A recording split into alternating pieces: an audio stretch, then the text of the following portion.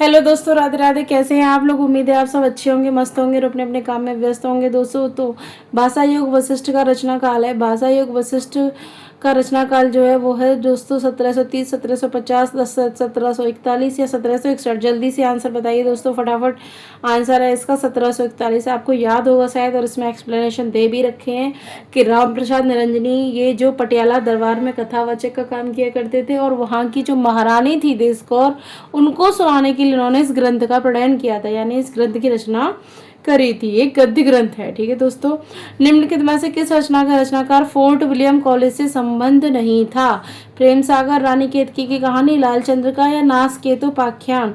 तो रानी केतकी की कहानी, प्रेम सागर और तुम्हारा नासकेतु उपाख्यान किसने लिखे हैं?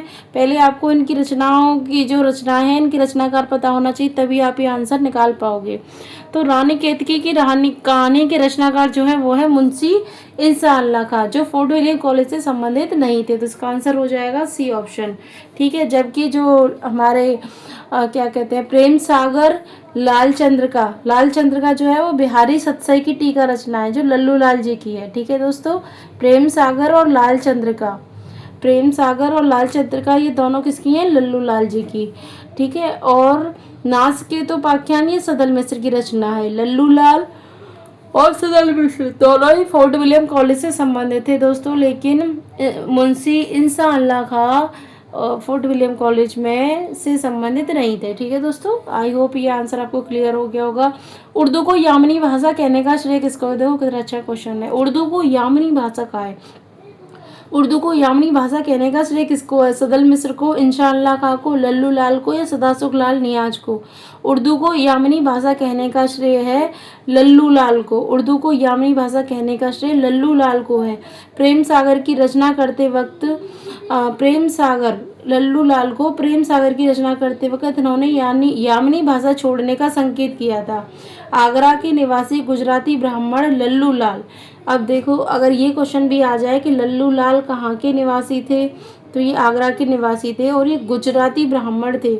इनको हिंदी गद्य के प्रमुख स्तंभों में से एक माना जाता है। किसको? लल्लू लाल को माना जाता है। इनका जन्म आगरा में 1763 ईस्वी में हुआ था। इनकी प्रमुख रचनाएं देख लीजिए, सिंहासन, बत्तीसी, बैताल पचीसी, प्रेम सागर, शकुंतला नाटक और माधो नल, ब्रजभाषा व्याकरण, ये सब रचनाएं किसकी हैं? लल्लू लाल जी की। तो लल्लू लाल कहाँ के निवासी थे दोस्तों? आगरा के निवासी थे और ये गुजराती ब्राह्मण थे। इनका जन्म 1763 ईस्वी में आगरा में हुआ था। और उर्दू को यामनी भाषा किसने कहा है? लल्लू लाल जी ने कहा है। लल्लू लाल जी ने उर्दू को क्या कह दिया? यामनी भाषा। अगर लल्लू लाल जी की कुछ रचनाओं के बारे में पूछे तो कोई बता देना कि सिंहासन, बत्तीसी, बैताल पचीसी, प्रेम सागर, शकुंतला नाटक, माधोनल और ब्रजभाषा व्याकरण। रामचंद्र शुक्ल के अनुसार इंशा अल्लाह खां ने अपनी भाषा को किस प्रकार के शब्दों से मुक्त रखने की प्रतिज्ञा नहीं की थी? यानी कि रामचंद्र शुक्ल ने इनके बारे में कहा है। तो बाहर की बोली, भाखा पर गवारी या तत्सम। रामचंद्र शुक्ल के अनुसार इंशा अल्लाह खां ने अपनी भाषा को तत्सम के शब्दों से मुक्त रखने की प्रतिज्ञा नहीं की थी। इंशा अल्लाह खां ने अपनी भाषा को 3 प्रकार के शब्दों से मुक्त रखने की प्रतिज्ञा की थी। बाहर की बोली, अरबी, फारसी और तुर्की। बात समझ रहे दोस्तों कि रामचंद्र शुक्ल के अनुसार इंशा अल्लाह खां ने अपनी भाषा को किस प्रकार के शब्दों से मुक्त रखने की प्रतिज्ञा नहीं की थी? तो आंसर क्या हो जाएगा? तत्सम, यानी कि तत्सम प्रयोगों का, शब्दों का उन्होंने भर भर के प्रयोग किया है। रामचंद्र शुक्ल के अनुसार उन्होंने किन शब्दों की प्रतिज्ञा करी है? फिर बाहर की बोली, अरबी भाषा, फारसी भाषा और तुर्की भाषा। इन्होंने कहा कि हम अपने साहित्य में अरबी, फारसी और तुर्की शब्दों का प्रयोग नहीं करेंगे।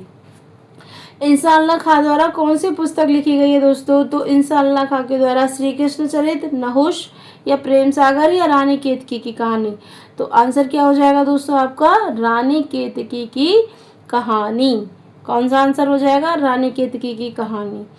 तो प्रेम सागर तो अभी बताया ही था कि लल्लू लाल जी की है। और चलो आगे पढ़ते हैं। इंशा अल्लाह खां द्वारा पत्नी रानी केतकी की कहानी की रचना, सॉरी पत्नी निकल गया मुझसे, सॉरी माफ करना।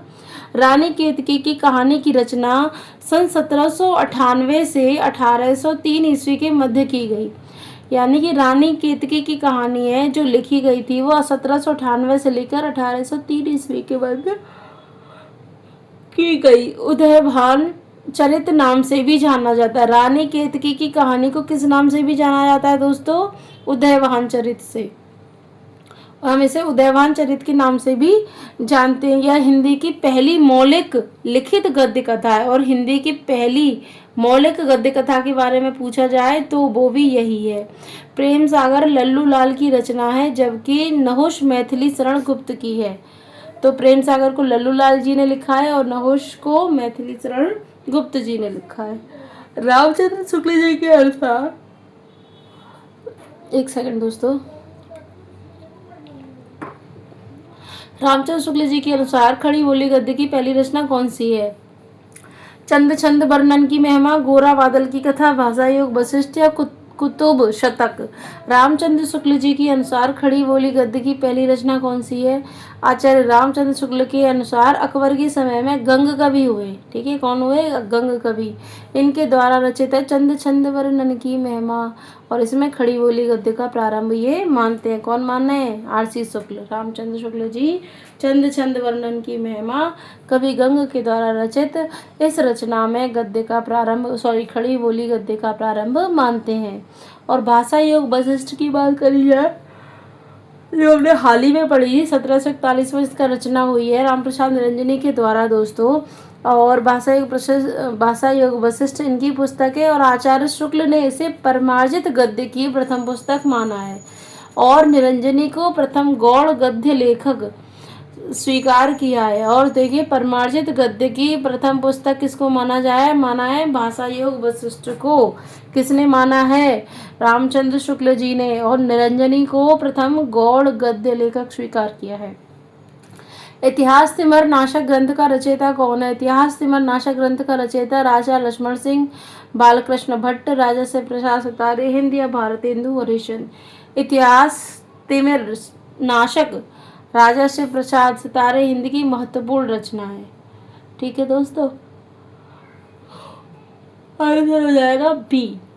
ये भारतेंदु हरिश्चंद्र के गुरु भी थे, और राजा से प्रसाद अरबी फारसी मिश्रित हिंदी के पक्षपाती थे। मतलब राजा से प्रसाद कहते थे कि अरबी और फारसी मिलाकर हिंदी की रचना नहीं करनी है, पक्षपाती थे। ये भारतेंदु हरिश्चंद्र के गुरु भी थे। इनकी अन्य महत्वपूर्ण रचनाएं हैं राजा भोज का सपना, आलसियों का कोड़ा, मानव धर्मसार और गुटका। सितारे हिंद किसकी उपाधि थी? सितारे हिंद राजा शिव प्रसाद सितारे हिंद कहते हैं ना, तो राजा शिव प्रसाद सितारे हिंद की उपाधि थी। ये भारतेंदु हरिश्चंद्र के कौन थे? गुरु थे। राजा शिव प्रसाद की महत्वपूर्ण रचनाएं हैं राजा भोज का सपना, ये भी राजा थे और उन्होंने रचना लिखी, वो भी राजा भोज के सपना के नाम से लिखी। इतिहास तिमिरनाशक और बामा मनोरंजन तथा विद्यांकुर आदि लिखी। इन लेखकों में कौन फोर्ट विलियम कॉलेज के अध्यापक थे? बताइए दोस्तों। इंसाल्लाह खां, सदल मिश्र, राजा राम मोहन राय या पंडित जुगल किशोर? कौन थे? फोर्ट विलियम कॉलेज के अध्यापक कौन रहे दोस्तों? तो सदल मिश्र। फोर्ट विलियम कॉलेज की स्थापना 1800 ईस्वी में तत्कालीन गवर्नर लॉर्ड वेलेजली ने करी थी। किसने करी थी? लॉर्ड वेलेजली ने। लल्लू लाल और सदल मिश्र इस कॉलेज के प्राध्यापक थे। कौन कौन थे? लल्लू लाल और सदल मिश्र इस कॉलेज के प्रिंसिपल रहे। और प्रेम सागर ग्रंथ की रचना लल्लू लाल ने की, और चंद्रावली या नासकेत उपाख्यान की रचना सदल मिश्र ने की। तो अगर आपसे पूछा जाए तो फोर्ट विलियम कॉलेज के अध्यापक कौन थे? तो सदल मिश्र थे, ठीक है दोस्तों। सदल मिश्र, लल्लू लाल और सदल मिश्र वहाँ के क्या रहे हैं? प्रधानाध्यापक रहे हैं। राजा भोज का सपना पुस्तक की भाषा क्या है? राजा भोज का सपना पुस्तक की भाषा क्या है? अवधि है, अपभ्रंश है, हिंदी उर्दू मिश्रित है या ब्रजभाषा है? राजा भोज का सपना की भाषा हिंदी उर्दू मिश्रित है, यानी कि हिंदी और उर्दू का क्या है? मिश्रण है। ये राजा से प्रसाद सितारे हिंदी की रचना है, और आचार्य रामचंद्र शुक्ल ने इनके संबंध में लिखा है कि प्रारंभ काल से ही वे ऐसी हिंदी के पक्षपाती थे जिसमें सर्वसाधारण के बीच प्रचलित अरबी फारसी शब्दों का स्वच्छंद प्रयोग हो। राजा से प्रसाद की अन्य महत्वपूर्ण रचनाएं हैं इतिहास तिमिरनाशक, भामा मनोरंजन, भूगोल, हस्ता मलक आदि। फोर्ट विलियम कॉलेज कहाँ स्थित है दोस्तों? तो फोर्ट विलियम कॉलेज मुंबई नहीं, कोलकाता, प्रयाग दिल्ली ये नहीं, कोलकाता में स्थित है। फोर्ट विलियम कॉलेज कलकत्ता में स्थित है। इसकी स्थापना 1800 ईस्वी में बेलेचली ने की। लल्लू लाल और सदलमिश दोनों ही फोर्ट विलियम कॉलेज के कौन रहे हैं? टीचर रहे हैं, प्रधानाध्यापक रहे हैं। अब मिलाइए दोस्तों। सुमेलित कीजिए। चंद छंद वर्णन की महिमा, भाषा योग वशिष्ठ, श्री पद्म पुराण जी, भाषा बचनिका, नासकेतोपाख्यान। चंद छंद वर्णन की महिमा दोस्तों अभी बताई थी गंग कवि, ठीक है। भाषा योग वशिष्ठ, राम प्रसाद निरंजनी। नासकेतोपाख्यान सदलमिश। बचे कौन? पद्म पुराण जी की भाषा बचनिका, ये हो गए दौलत राम। तो ऑप्शन क्या आएगा? ए का 4, फर्स्ट का 4 है, तो फर्स्ट का 4 इन दोनों में दे रखा है।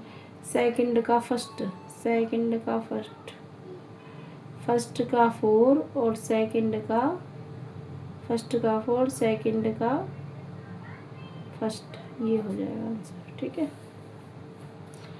फोर्ट विलियम कॉलेज के हिंदुस्तान के प्रथम प्रोफेसर कौन थे? अब बात करी जा रही है कि फोर्ट विलियम कॉलेज के हिंदुस्तान के प्रथम प्रोफेसर थे Gilchrist William Jones Pincott Grierson, तो गिलक्रिस्ट थे। फोर्ट विलियम कॉलेज के हिंदुस्तानी के प्रथम प्रोफेसर गिलक्रिस्ट थे। इसकी स्थापना 10 जुलाई सन 1800 ईस्वी को तत्कालीन गवर्नर जनरल लॉर्ड वेलेजली ने करी थी। 10 जुलाई सन 1800 को उस समय के गवर्नर थे जनरल लॉर्ड वेलेजली, और उन्होंने इसकी स्थापना करी थी। और इसके प्रथम प्रोफेसर थे।